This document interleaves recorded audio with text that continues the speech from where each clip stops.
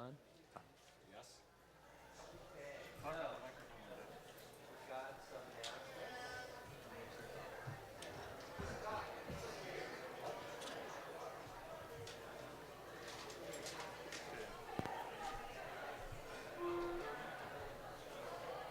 Thanks. Okay, first of all, I want to welcome you and recognize that Kathy Nelson is holding the light today. She'll serve as the spiritual vortex of the service. As usual, there's lots going on here at Seaside. I want to start off and tell you a little bit about what's happening on Christmas Day, which is, of course, the 25th. We're having our annual community potluck at 1 p.m. here in the family room. There's a table set up. You can talk to Vivian Chandler about that. It's a 10-year tradition. Of course, you can come and enjoy the luncheon, but we also need help with volunteers. So if you're good at serving food or decorating, we can use your talents for that. On December 22nd is our annual candlelight service. That's going to be at 6 p.m. And it's an interfaith service honoring all religions. There'll be singing, there'll be readings, and if that's not enough, then we'll be having a cookie exchange. So if we can reach you by your stomach, we'd love to do that as well. On Friday, December 20th at 7 o'clock is the Drumming in the Light celebration honoring the winter solstice. And we have a video clip that we're going to show you about that. There's a table set up selling tickets for that. Steve calls herself an overeducated farmer, and she's not kidding. She holds master's degrees in social work and music therapy, and she's studied ritual and ceremony for over 10 years with a Native American shaman.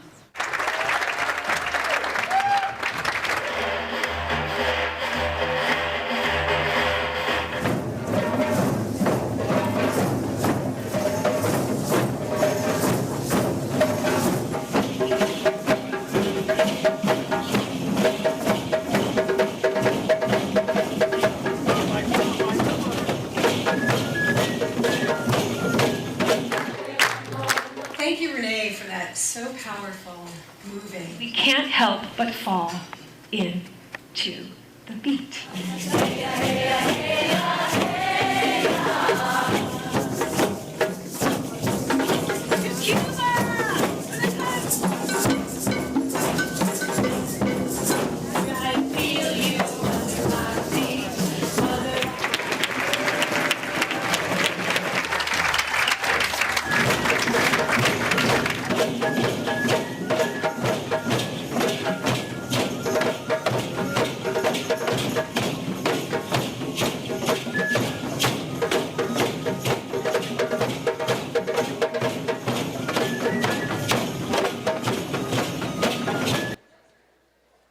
So that's December 20th, Drumming in the Light. So let's say you are already in the giving spirit. I want to present 3 or 4 different opportunities where you can give. One is pledge cards are still available in the West Lobby, so you can pick one of those up and return it there. Secondly, we have the Toys for Tots program, sponsored by the U.S. Marine Corps. Bring an unwrapped toy and drop it in the box by the door in the family room. Do that by December 20th. You could purchase a paver that will have your name or a loved one's name inscribed on it and be memorialized in the celebration garden. There's a table in the family room about that. And then also, if you still are in the giving spirit, you could pick up a Seaside cookbook. Now, one of the things I just learned about the Seaside cookbook is that, of course, there are 350 recipes in this tangible hard copy book, but also comes with an electronic version. So if you're a modern cook and you like to bring your iPad or your laptop into the kitchen without getting it too dirty, you can bring the recipes in that way. The cool thing is, with the cookbook, the choir is kicking in $5 as a coupon, so rather than being the regular $25, the cookbooks are $20. And yeah, how about that? The Youth and Family Ministry is having an opportunity basket raffle. That is also in the family room. You need not be present to win. Just make sure you put your name on your ticket.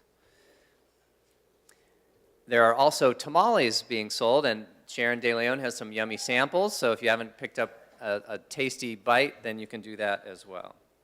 So at this point, what I'd like you to do is stand up to greet your neighbor and then remain standing for our opening song.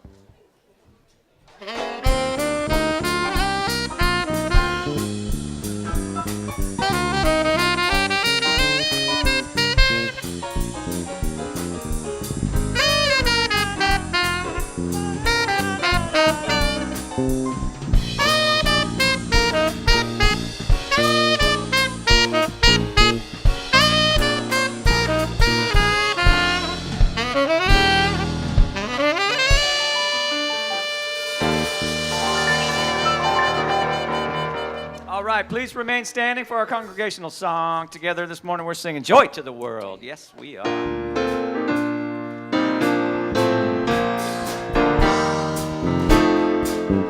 Here we go now. Joy to the world, the Lord is come. Let earth receive her King. Let every heart prepare here room, and heaven and nature sing. And heaven and nature sing, and heaven and nature sing. Joy to the world, the Savior reigns. Let men their songs employ, while fields and floods, rocks, hills and plains, repeat the sounding joy, repeat the sounding joy, repeat the sounding joy.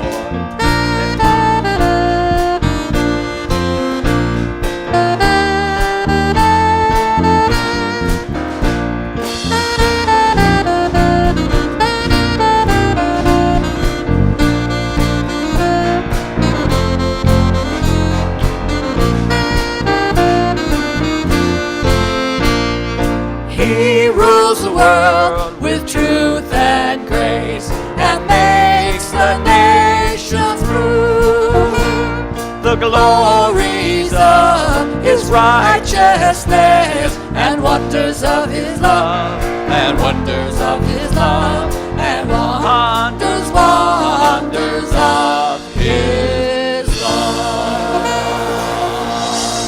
Yeah! Hey, sounding good.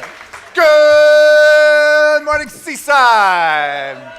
Whoa, what a joy it is to be with you on this fabulous season. It is just, it's magical. Something happens around Thanksgiving and then into Hanukkah and into Christmas where there's like this magic wand that's just been waved over our society. And everything just seems to be softer, brighter, more joyous. You know, the stars seems to be sparkling at night more. The moon is brighter. I don't know, maybe I'm just in love. But it's just a magical time that is available to anybody who's able to open their heart. And what we like to do here at Seaside is just remind us to open up to the gifts that are here, because life is constantly giving us these wonderful experiences every day, and for them to move to a place of memory and wonder is totally up to us. And so Seaside is here to remind us that, you know what, we can live our dreams. We can live our divinity. It is a spiritual nexus inspiring us to live that which has been placed in our heart and our soul. And so to take us deeper into that realization is a wonderful practitioner, Jennifer Leger.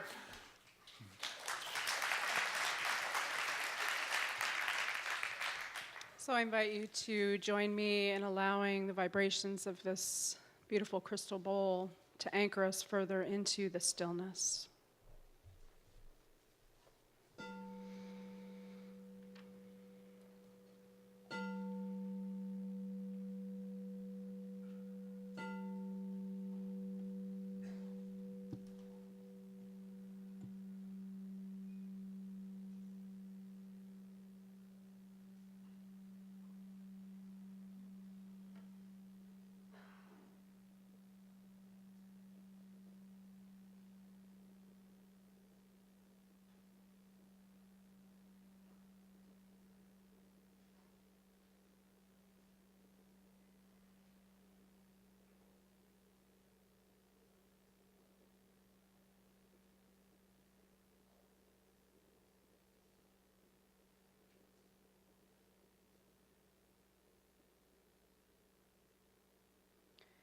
How good it is to gather again this day.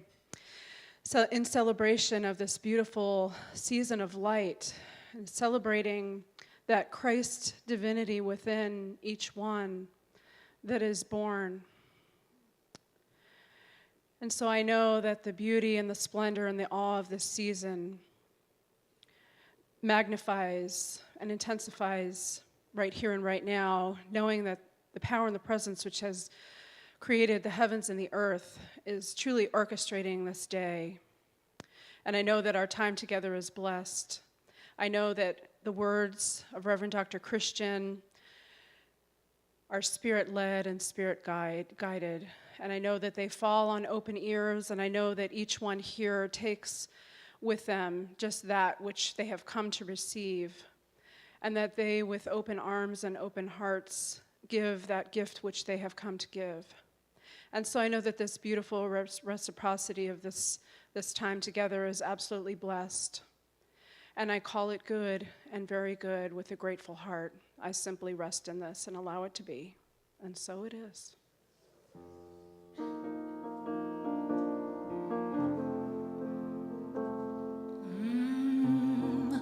La la la la la la la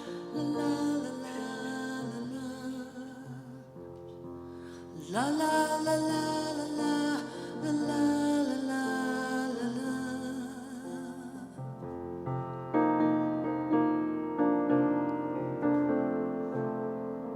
God's eyes,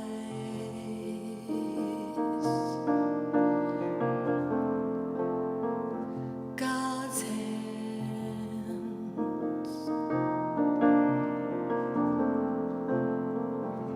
God's love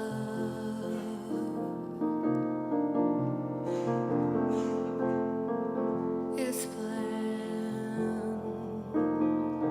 La la la la la la la la. La la la la la la la la la la la. La la la la la la la la la la.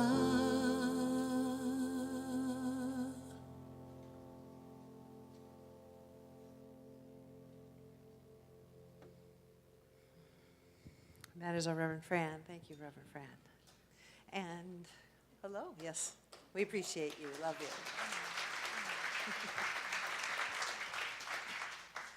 Hello, I'm Reverend Tammy Mars. It's my joy, and truly it is a joy, to welcome all of you here today as we come together as spiritual family.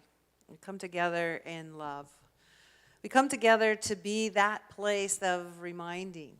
And it's so sweet. I know as I travel out into the outside world and encounter individuals that aren't of this teaching, don't realize that God is good, that life is good, that don't realize the power of their thought and the power of saying yes and the power of creation. They just don't know it, and it's a whole different experience than when those that we come in contact with, our spiritual family, when we come together, and no matter what's going on in our life, there's an individual there that knows the truth for us, and that encourages us, that reminds us, and how powerful that is. I'm very grateful to this spiritual community, so thank you to all of you and all of the work that you do, all the light that you are, and all those beautiful thoughts and choices and consciousness that you bring to this time together. I know all of us leave here lifted up higher, and it not only benefits us, it benefits all that we come in contact with. So what a powerful teaching Seaside is. So I just want to welcome you. Thank you for your yes. Thank you for your consciousness. Thank you for the love and the joy and the peace and the greatness that you bring. And if you're new to this teaching, we just want to welcome you. We have a welcome packet, a table in the back, and in it is a packet with all kinds of information about us and some gifts that just say thank you for being here.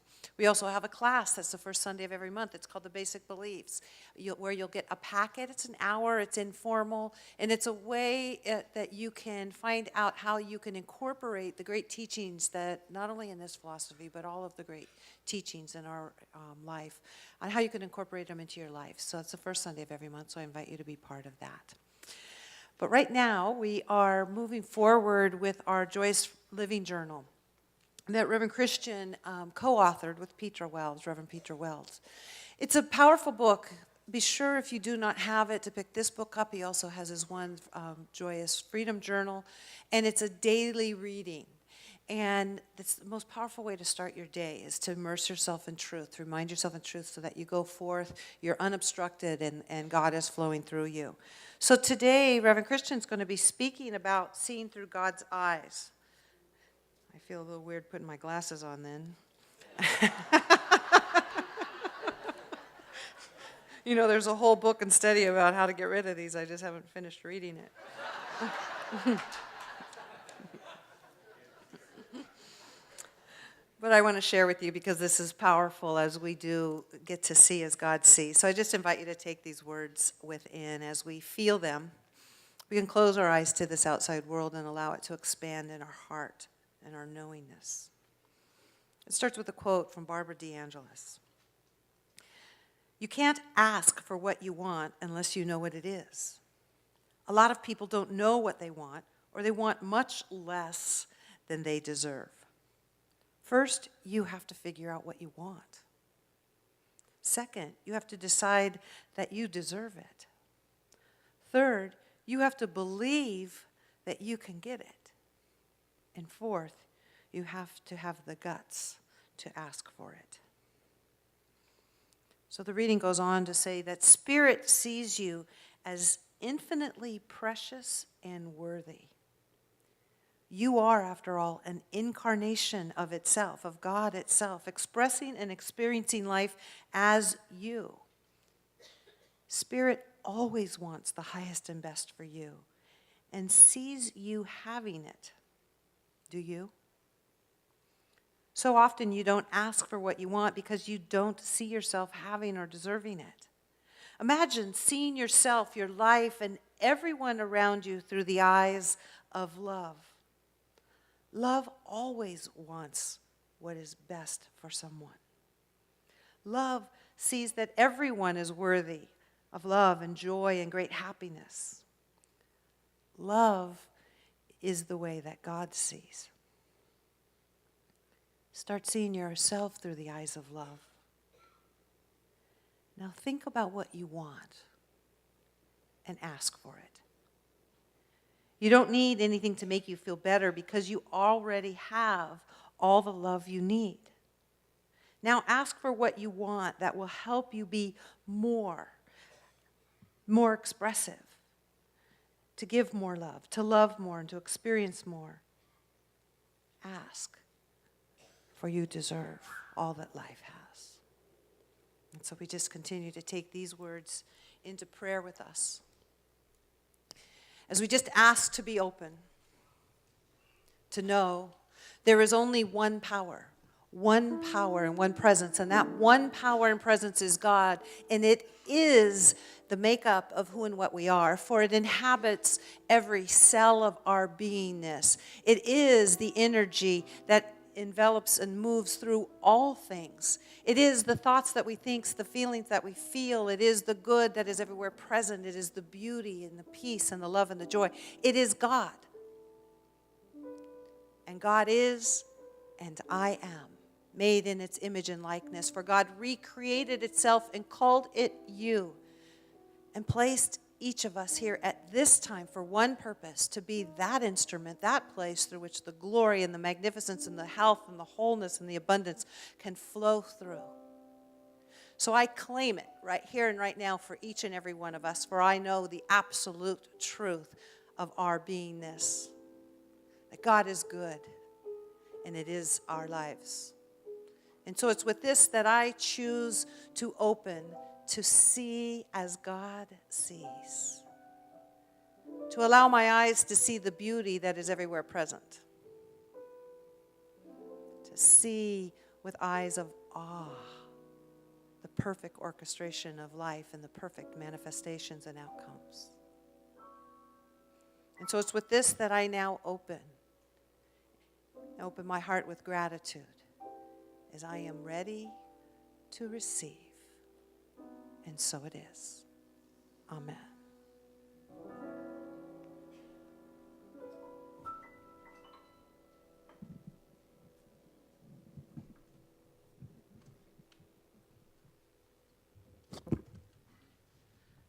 Good morning, everybody. How are you? Was that lovely? Lovely reading, lovely piano music from our beloved Lynn Willard over there.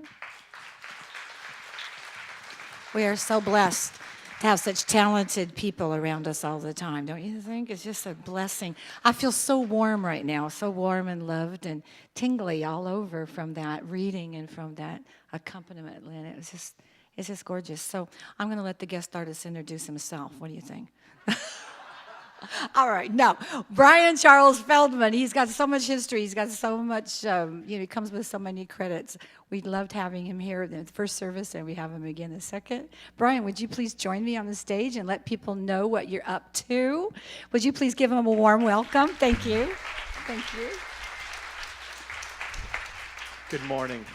Well, I've just finished closing a world premiere musical down at the Lyceum stage called The Fundamental Change that hopefully the old Globe will pick up, and we'll maybe get to see it in a couple of years or so. We'll see how that goes. I've worked in numerous national tours, from Jesus Christ Superstar to Phantom of the Opera, national tour of Camelot, as well as numerous television and soap operas throughout my years. Used to actually sing here. How many years ago now? 1995 is when I started. When I first came here, we were down in the 101. So it's beautiful to be back. I found you again.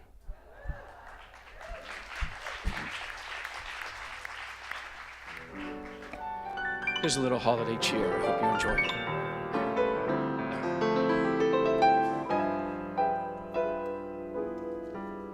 Have yourself a merry little Christmas.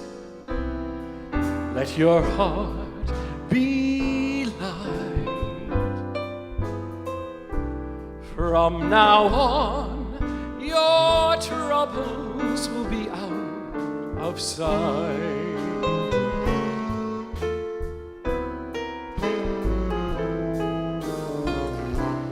Have yourself a merry little Christmas.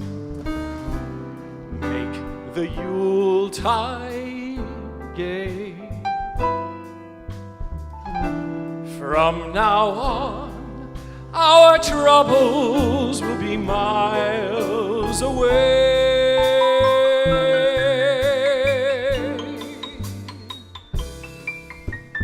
Here we are as in olden days, happy golden days of yore.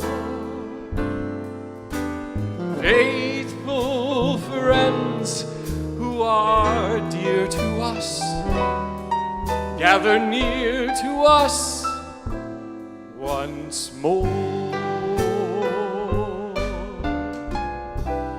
Through the years, we all will be together, if the fates allow. Hang a shining star upon the highest bough,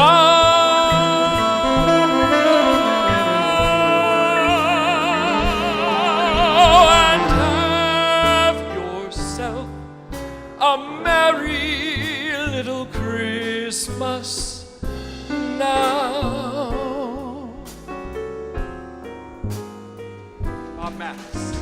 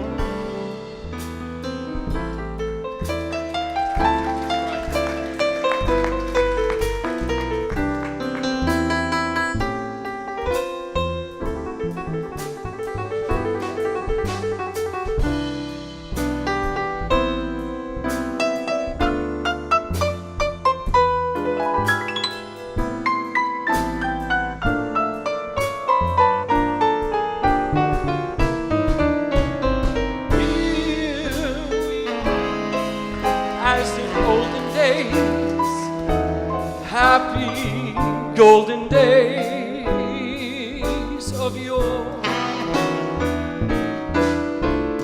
Faithful friends who are dear to us, gather near to us once more. Through the years, we all will be together, if the fates allow. Hang a shining star upon the highest bough,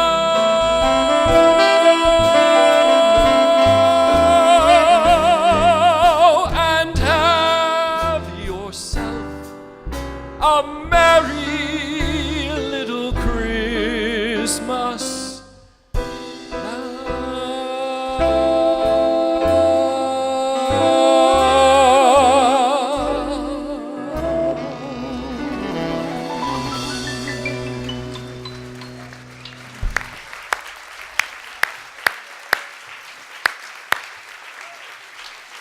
And that is Brian Charles Feltman. Oh, my goodness, getting us in that mood of festivities. Oh, my. All right, what a great way to look and see, to just be in that mood of the season for sure. Anyway, so this morning's message is about seeing with the eyes of God. And I love the way my writing started. Just told you how wonderful you are, how magnificent you are, how beautiful you are, how you're forgiven, you're guiltless, you're a divine expression. And this is how God sees. God looks through those eyes of love, looking through that veil of your magnificence and the truth of who you are. And it wouldn't be nice to walk through life and see everybody so magnificent? Okay, well, then, for those of you who don't go, yes, the rest of this message is a gift for you to move to that place.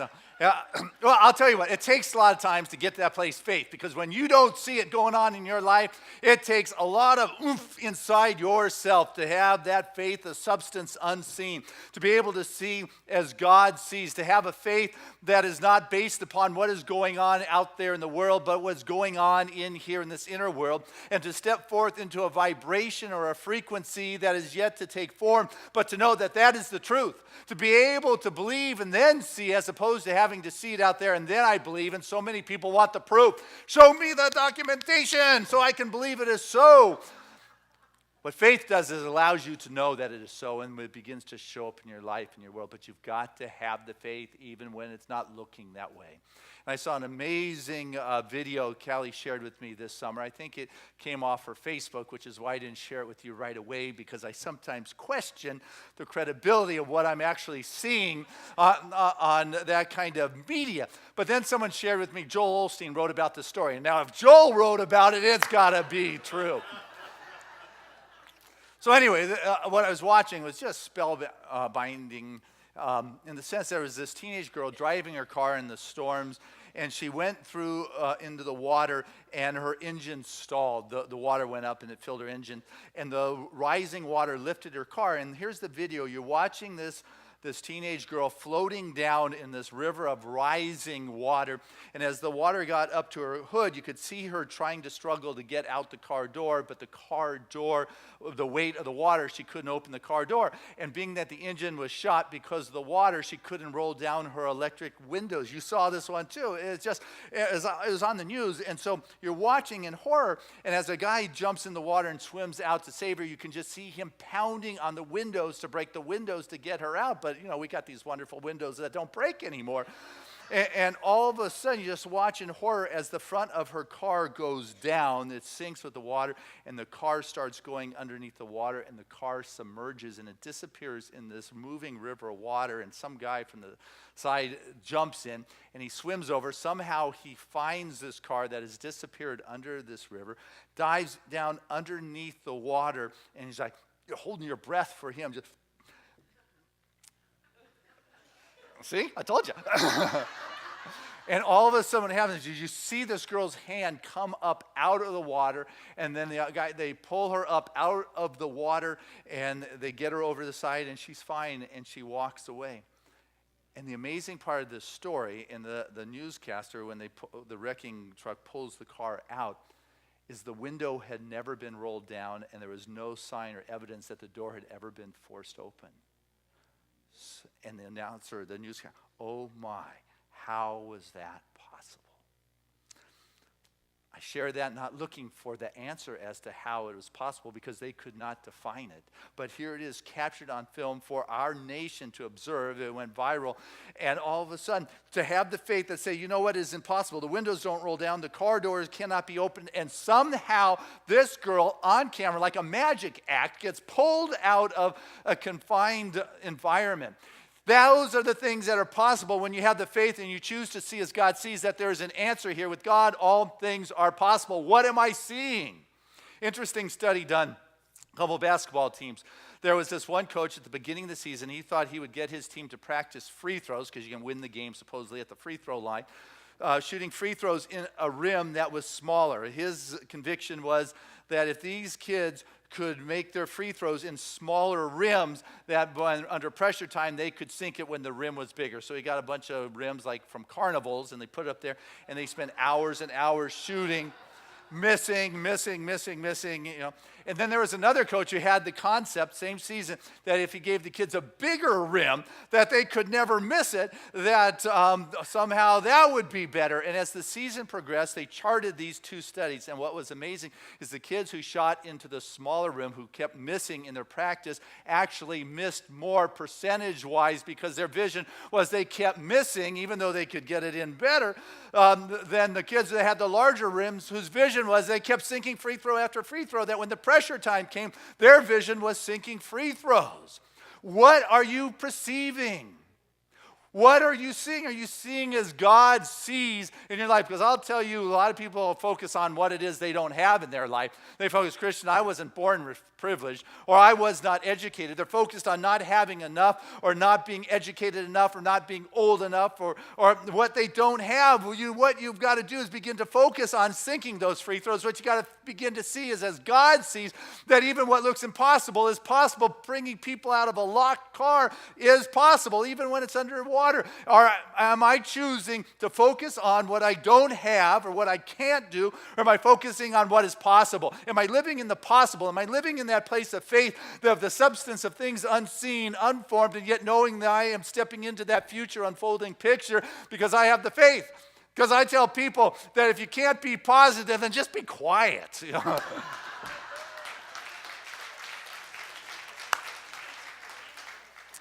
So what people see about you is really none of your concern. How people see you, just don't concern yourself. Concern yourself with how God sees you. That's the perception you want. You know, what I want to hear is God's version. I want to hear what God hears, not what the people are saying, not what the news or ETV or the tabloid consciousness is professing out there. What I want to hear is Spirit's vision. I can only hear that when I can quiet down the chatter of my subjective mind or the collective mind. What I have got to do is step into that place and know that right in the midst here is a possibility, and I got to get in. Because I'll tell you what, you can't hedge your bet and stand on the sideline of life and think, well, I'll just put a little out there and check the water. You got to be in, all in. You either got to be in or you got to be out. But I got to tell you, if you're out, you can't win when you're out of the game. You've got to get in, and this thing called life is what I've noticed, kind of like my career. It's what I do. And the real meaning in life comes from being engaged and involved with life. You know, you try to think, if I can make this happen, then I'm going to be happy. And we have all these little subsets. But what I've noticed is what is significant is allowing myself to experience life. Not that life, not the subsets, not conditionally, but allowing myself to be in that flow of life. I love the Taoist philosophy. I've shared with you I'd be a Taoist if I wasn't a religious scientist. But it's about being present for the present and being in the experience until the experience is done.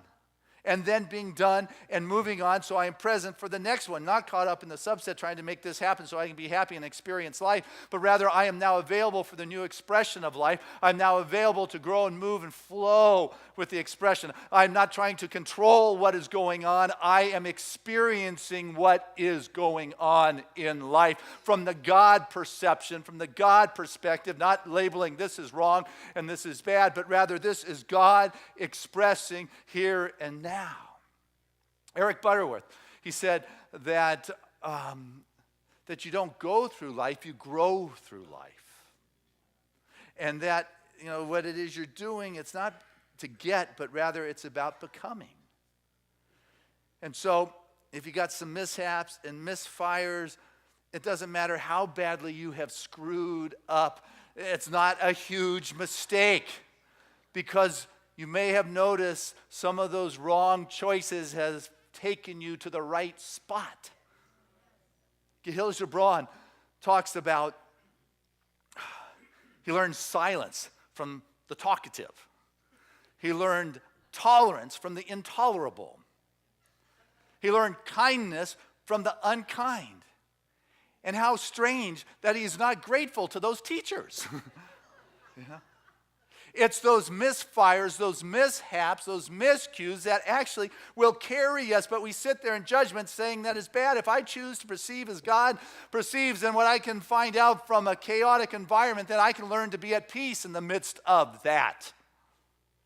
But what happens is my mind starts chattering. It starts wanting to take control. This is bad. This isn't good. What you need to really do is get yourself to look this certain way. And all of a sudden, my persona, my psyche, my personality is like, it's taking charge of the situation.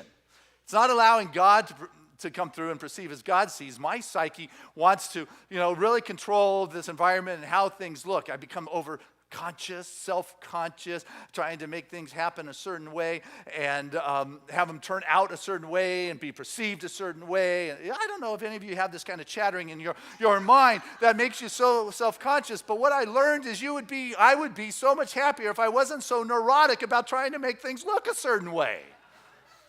I got to let go into that Taoist flow and just allow that spirit to be, but we're addicted.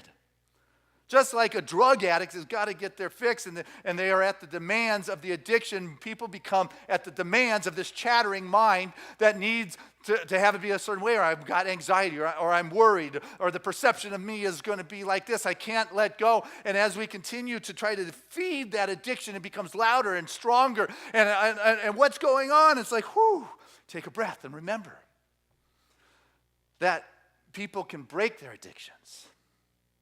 But it's not easy. It can be painful. It can be debilitating, exhausting.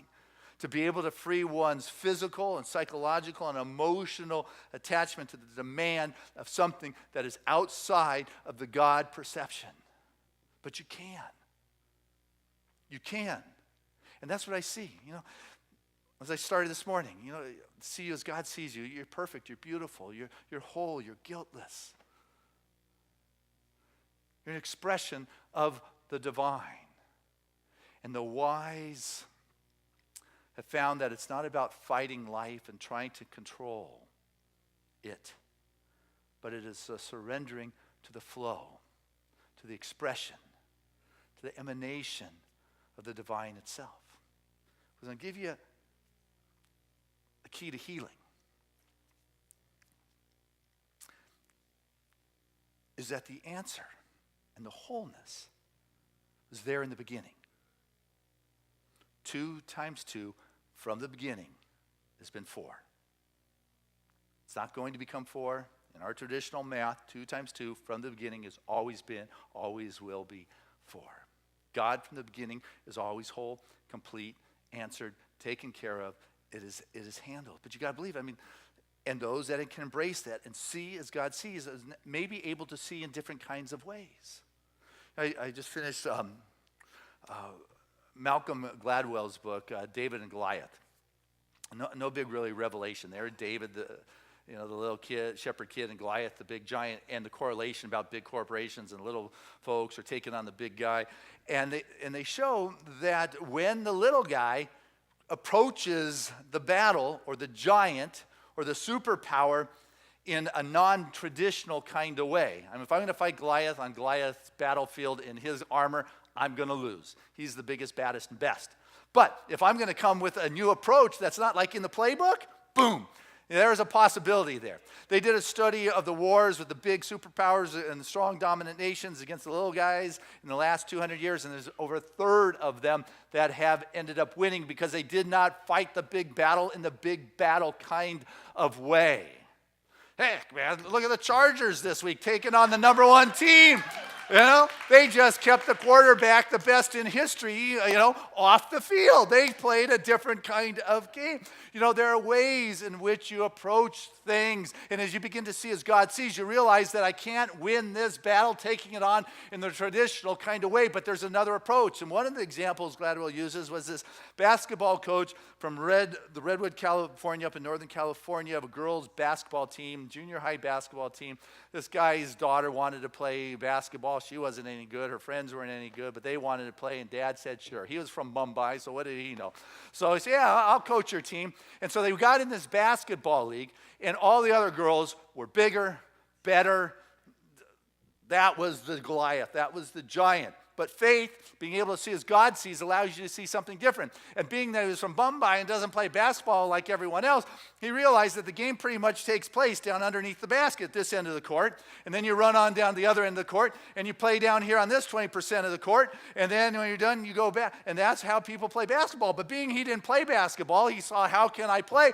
He said, there's 94 feet to the basketball court. We just won't let them inbound the pass. And so they stopped the inbound pass. And if they got the inbound pass, you have 10 seconds to get to midcourt. Well, their girls just never let them get to midcourt. And they continued to dominate and win. They would go ahead in the games 10-0, 12-0. In the championship game, they were ahead 25-0. The coach actually got beat up in the parking lot for playing that way because you don't play basketball like that. They went on to win the national championship playing basketball like that. And that is the story of when you have faith, when you see as God sees, you'll see something that the giants don't see because they are so corporately indoctrinated in doing it their big way, which really has to be done that way, that there's an infinite realm of possibilities for you to begin to believe.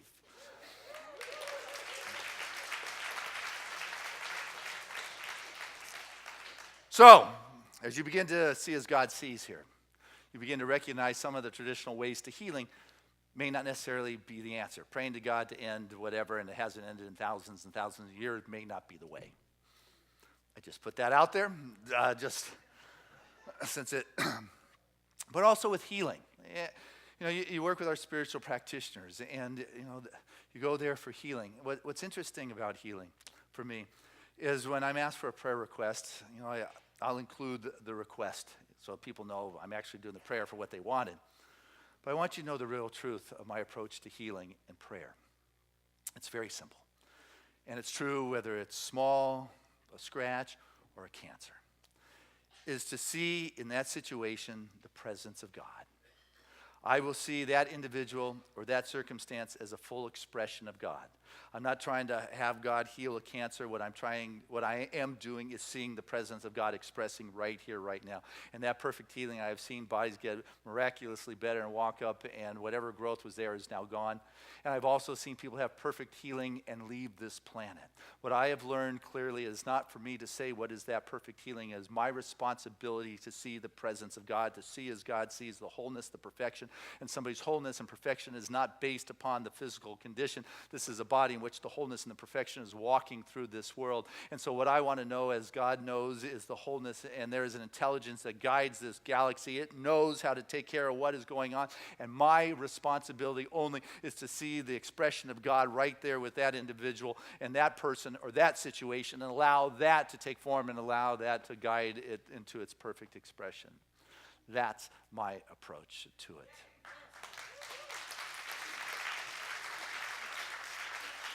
And so with that, you've got to be comfortable sometimes with things moving not in the direction in which I wanted it to go. But that's letting go of judgment. That's letting go of saying this is good and this is bad. How do I know that this mishap does not lead this person to the perfect place for that soul evolution and soul expression. And if I truly believe that 2 times 2 is 4 from the beginning, then the wholeness and the healing is there from the beginning, and my actions today have their place in the future unfoldment of my faith, that vibration which I am stepping in. And there's a beautiful story, and I've probably shared it with you around the holiday season since it has to do with light, but I came across it, and I thought it's pretty good, so I'm sharing it with you.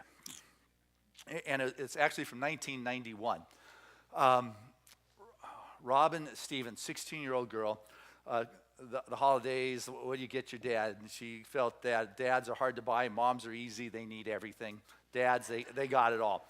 So she remembered something. She lives over on the East Coast in Maine. Her grandmother said, everybody always needs a good flashlight. You got to have flashlights in your car, in your house, everywhere. She thought, perfect for Dad.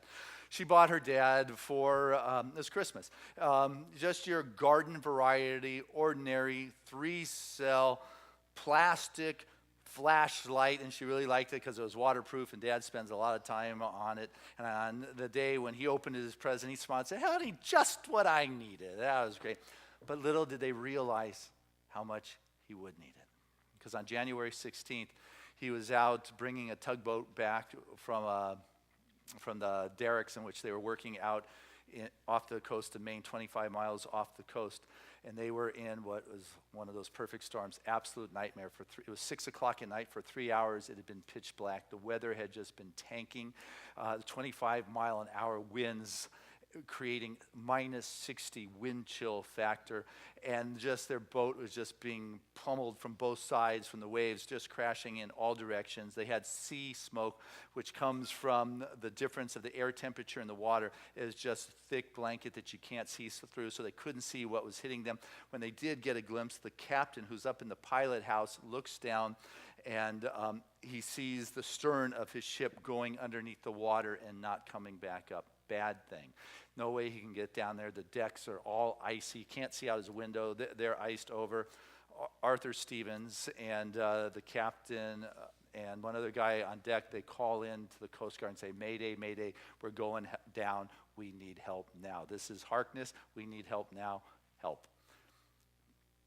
Well, there's a little island called Matinkas, which was just a couple miles off. That winter, there were just a couple families on there, and they're sitting down to dinner. And they're listening to the conversation between the Harkness and the Coast Guard. And the guy said to his 2 buddies, you know what? There's no way that the Coast Guard will get there. If there's any chance for them to make it, we need to go. 3 guys jumped in their 36-foot lobster boat, the Jan Ellen, and they raced out into this sea smoke. They couldn't see anything. Their window was iced over. The guys looking out, and at 7:01, they heard what was the final transmission from the Harkness. The captain reports to the Coast Guard, there's water up in the pilot house up to our chest. We're going into the water now, and with that, the radio cut off. All they could hear was the howling of the wind, the crashing of the waves, the crackling of their boat. And the captain says there was just a sick feeling inside their gut. But at that moment, in that sea smoke, they just saw this little faint beam of light going up. Couldn't look out the window. The captain tells one of the guys, look, get us there. And they maneuver their way over to that beam. And what they found was 3 guys, half dead, arms linked, frozen together, and their winter water wear frozen to a ladder that was ripped off that ship. They were so frozen, their hands and their joints were not working, but because of that cold weather, frozen to the back of the glove was just an ordinary, standard, garden variety, 3-cell plastic waterproof flashlight. How did that happen? That is the kind of things that do happen when you have the faith. When you're able to perceive as God sees and realize that the giant Coast Guard isn't going to save me, what else is there? Spirit knows the answer is there from the beginning to the healing, to the situation. But I got to remember to have the faith to see as God sees, that there's a larger picture here. There is so much possibility in the view that is out there, but we get focused in. We pinpoint, we laser in on what is the energy that is in our field of awareness. What we have got to know is that things are possible, but we want the explanation. How is that possible that they got rescued? How did that girl get out of the car? How did that flashlight end up on the back of that guy's glove? We want these explanations, and I like what Joel Goldsmith said when somebody was asking him to heal their dad who had cancer and growth, and they wanted to dialogue about spiritual healing. He said, but first, let us talk about the Copernican theory of relativity. And they go, what? How's that relevant here? I don't even know who this Copernicus kind of guy is. He said, what does it matter? And he said, that's the thing. Our mind cannot grasp the infinite. Our mind cannot grasp how the answer is there in the beginning. When it was all created, what we must begin to do is step into with a deep faith, with a deep knowing, with a desire to see as God sees. Not tell God what to see, but how can I see? Well, I don't want to conditionalize it. Imagine you're coming through the desert, you're parched, you're dying of thirst. You come to the house, you knock, and the person says, oh, you look thirsty. You go, oh, you bet I am dying. Let me get you something to drink. And they bring you iced tea. You don't go, no, I want lemonade. You don't go, hey, I prefer water. How about some apple juice? You take it. You are thirsty. When you want to see as God sees, you are not conditional. Say it's got to show up or like this or like that. You say, show me, God, I am thirsty.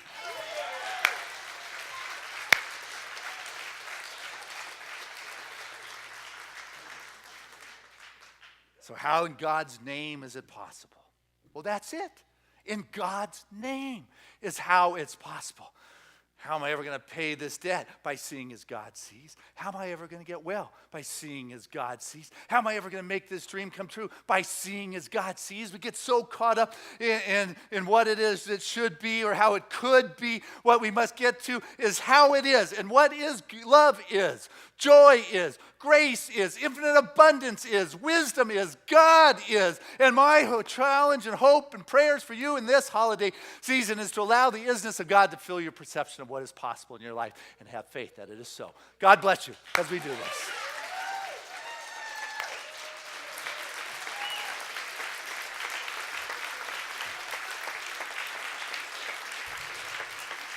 Hey, let's keep it going as we bring back Brian Feldman to the stage.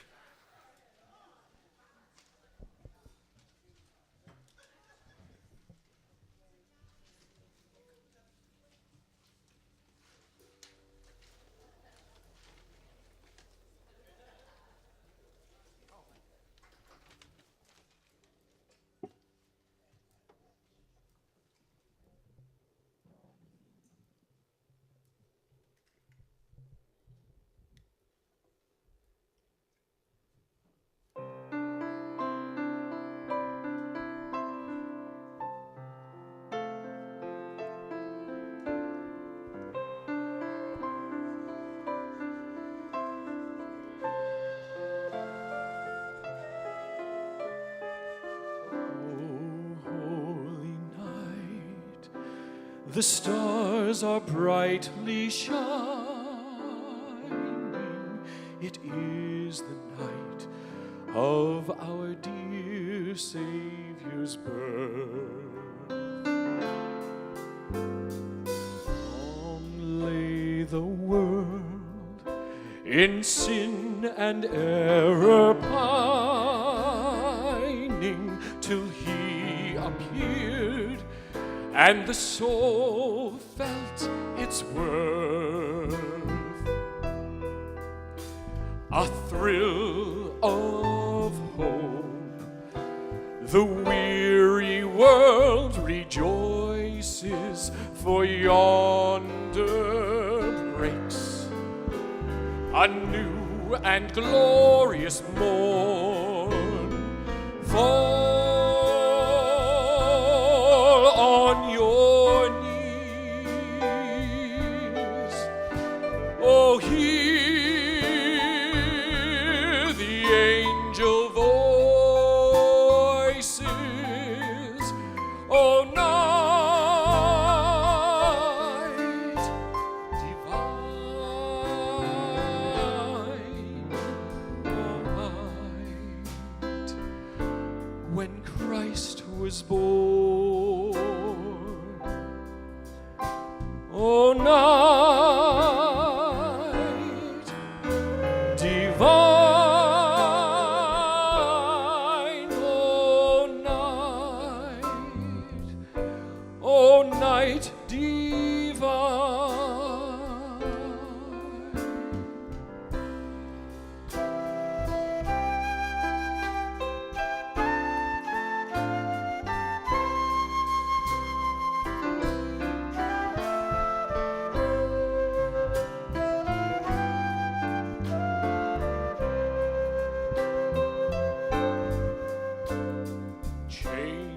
shall he break.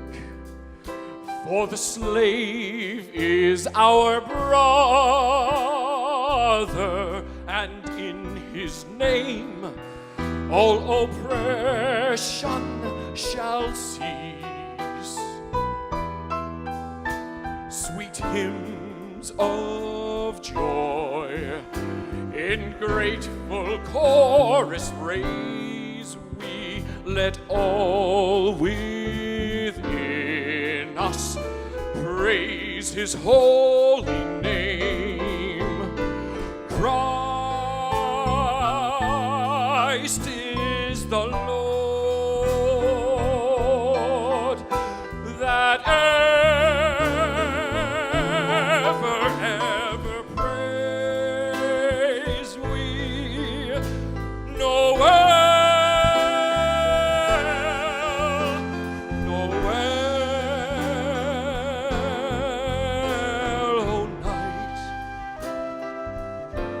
O night divine,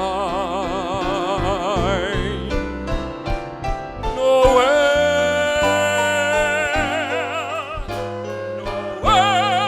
Noel,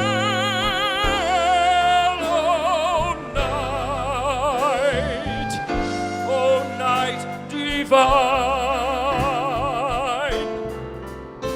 Noel.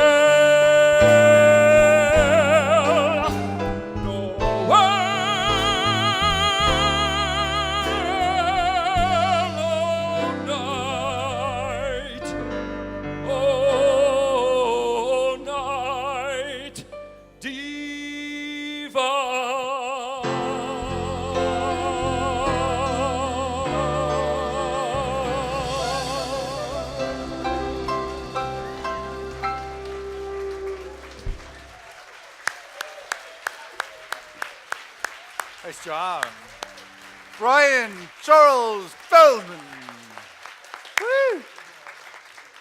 Gosh, singing back with us, and since '95, boy, we go back a ways, Jimmy Durante.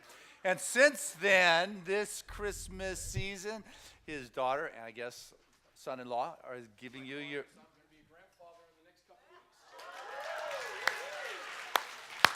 His first. And what a great grandparent you are. So great.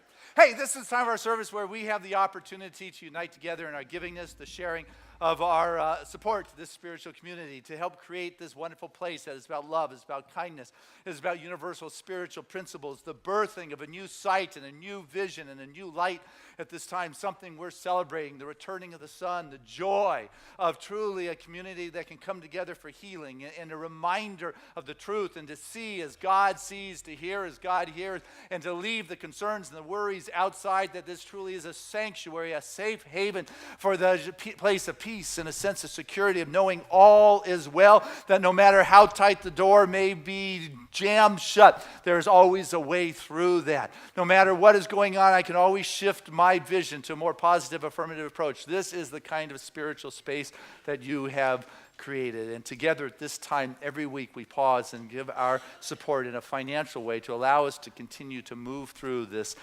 place and time and space. And so I'd like to invite our ushers to come forward as we become that activity of that God's generous expression.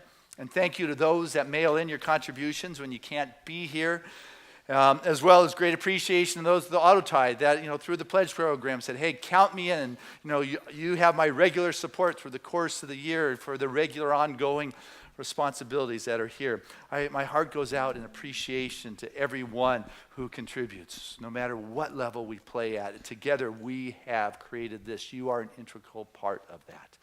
And so with this, I share this prayer of gratitude with the most generous of spiritual communities, knowing that this is a blessed moment where the divine expresses in this ever-expanding kind of awareness of that infinite good. For what is the infinite supply. What is the good that is relevant in our individual lives in this very moment. As each of us say yes to be part of that flow, to live in the Tao, to trust this moment and allow when things are complete, to be able to move forward with a deep trust and a deep faith, knowing that Spirit does provide, has provided from the beginning was the answer. And I know right now for each and every one of us, as we lift our vision every higher and begin to see beyond the captivating perspective of an individual call, we begin to see in a greater way the answers that are already here now.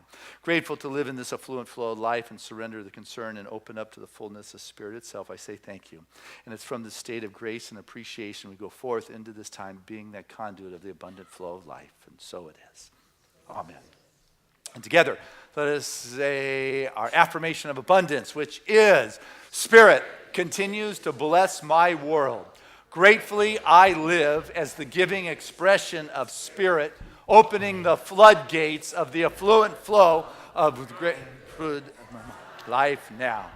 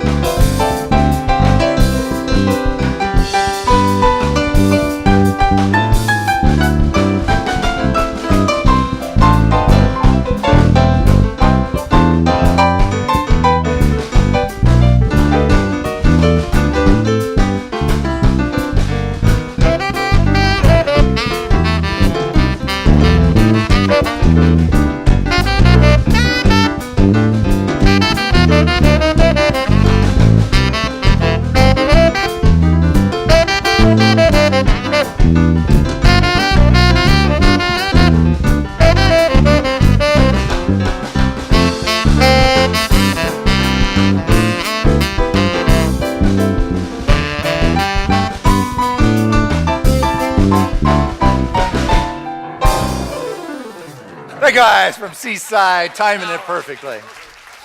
And as I stand before this expanding expression of love, this wonderful generosity that comes from the wellspring that sources each and every one of us, that infinite supply that already is, I know that this gift blesses and enriches the giver, for it has come from a pure place, just gracing those through which it passed, and it is received in love. It is handled in good stewardship, and it's sent forth back into circulation and action with the love and the joy for which it has been received, creating ever-multiplying expressions of God's good. And so it is. Amen. All right. Thank you. That's Rick Mars, just back from Cabo San Lucas. Brian, phenomenal voice. Oh my goodness, wonderful. Thank you for sharing your wonderful gift. Reverend Fran, thank you for your artistic and musical expression on Sundays. Reverend Tammy, a joy to share Sundays with you always. Giving us sound in the back day is Matthew. Giving us the visuals is Marv. And know that there are CDs available right after this service. And thank you to Timothy, who's live streaming this across the planet. And I want you to know down in Costa Rica, they're watching it on every Sunday morning. So it's happening. Flowers are gorgeous. The Mills were at the first service, but they were sharing holiday cheers, Nancy and Bill. So we thank them very much for that wonderful blessing, for sure.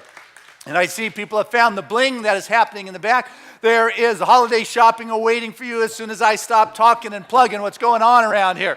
And there is a lot going on. My goodness, Friday night, the winter solstice celebration, the drumming with Christine.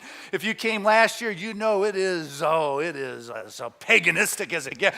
It is fun, it is rude, it is 60s, it is 200 people just drumming to the wonderful rhythm of life itself. It is a joyous, positive experience, and I look forward to being at. So plan to be here if you want. Sunday morning, we got a wonderful choir activity going on. Great message. Kathy Hearn going to be here sharing the lectern up here with me. And then the evening, of course, is that annual candlelight service. That is joy, that is fun, that is excitement. Like, who's going to be the partridge this year? Who's going to be the drummer kid? Can we really get all those men up here on the stage for all you women to choose from? You know, it is exciting. It is a family night. It's coming home. And this year, we're not even going to wear robes. It's going to just be more of the fireplace and fun, like the TV shows and festivity and just...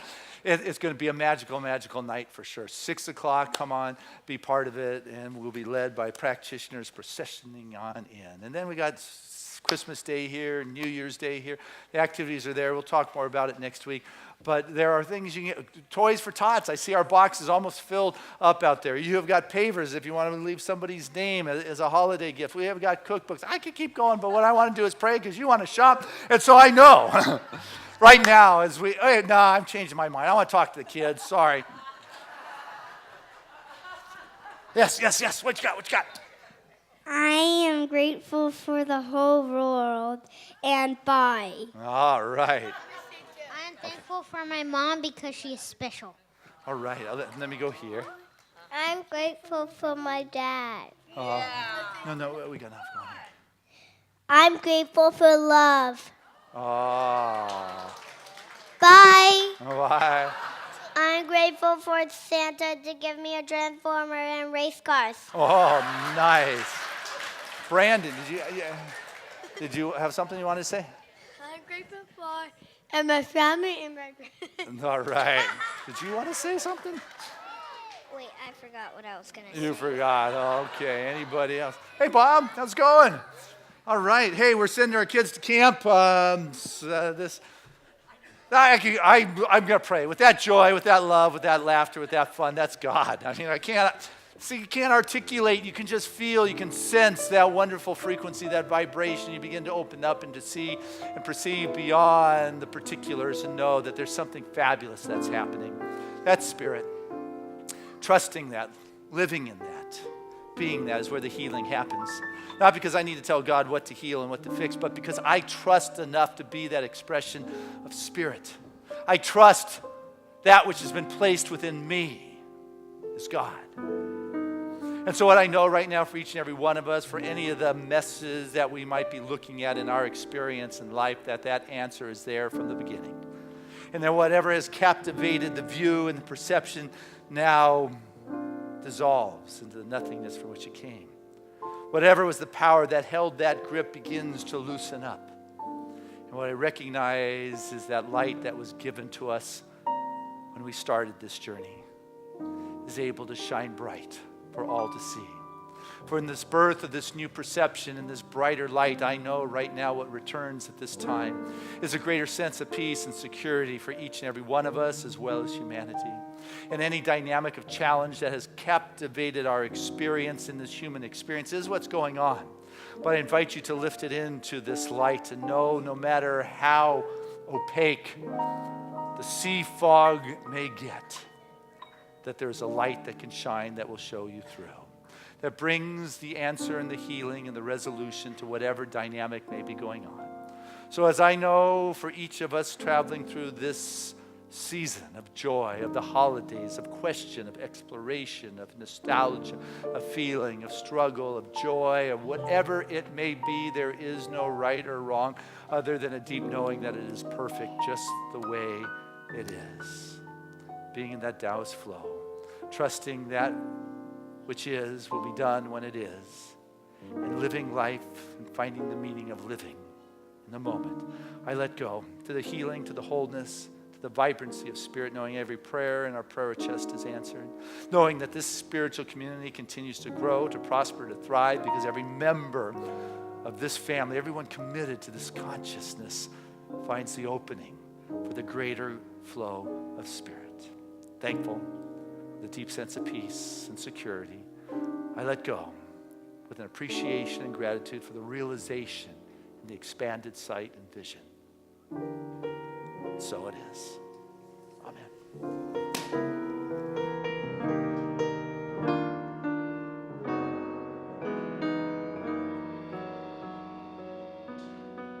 There was a time in my life I thought I had to do it all for myself.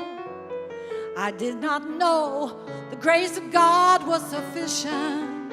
I did not know the love of God was at hand. But now I can say, if you are discouraged and trying to make it through just one more day, you gotta let it go. Let it all go.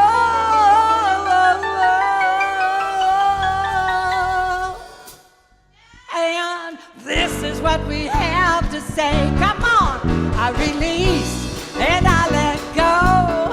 I let the Spirit run my life. And my heart is open wide. Yes, I'm only here for God. You know there's no more struggle, no more strife. With my faith I see the light. I am free in the Spirit. Yes, I'm only here for God. You know that I release and I let go. I let the Spirit run my life. And my heart is open wide. Yes, I'm only here for God. You know there's no more struggle, no more strife. With my faith I see the light. I am free in the Spirit. Yes, I'm only here for God. Now, Seaside, y'all.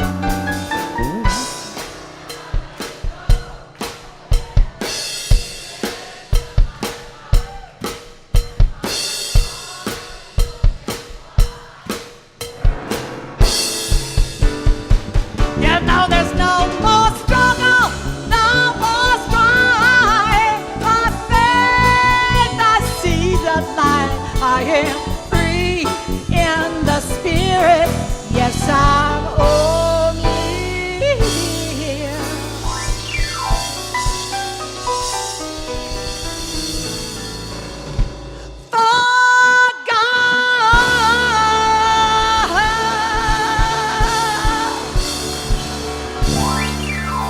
Hey, all right. Hey, before affirmation, real quick, it was fun. Deb Johnson just handed me this card, and it's about doing a gift and passing it forward and handing out the card and telling somebody else to pass it forward, and created a website to put all the gifts on there. So I think that was a fun way. I thought I'd tell you. And other than that, I'm seeing with God's eyes together. I'm seeing with God's eyes. Touch your heart and say, I'm seeing with God's eyes. Again, I'm seeing with God's eyes. One more time. I'm seeing with God's eyes. And our song of grace.